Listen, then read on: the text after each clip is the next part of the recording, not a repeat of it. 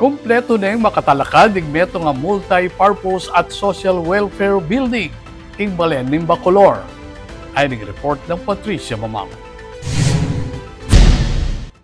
Payari na ning lokal a gobyerno ning Balen ning Bacolor ing 35 million pesos a multipurpose at social welfare building kapag nasang pasik na nga ning serbisyong pangkomunidad king Balen. Agpang kang Vice Mayor Rondong ka ing proyekto mitalakadya gamit ing atipida pondo ning LGU inyang 2023 patunay kanu ning masaleseng pamangobyerno ng Mayor Di Mandato.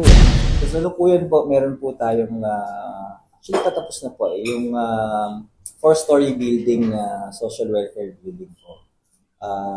This is came from the savings ng munisipyo.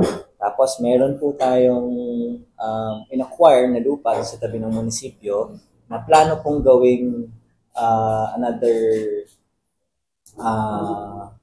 3-story.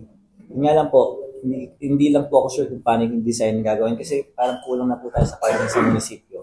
So parang gusto gawin yung ilalim parking tapos yung second and third floor offices.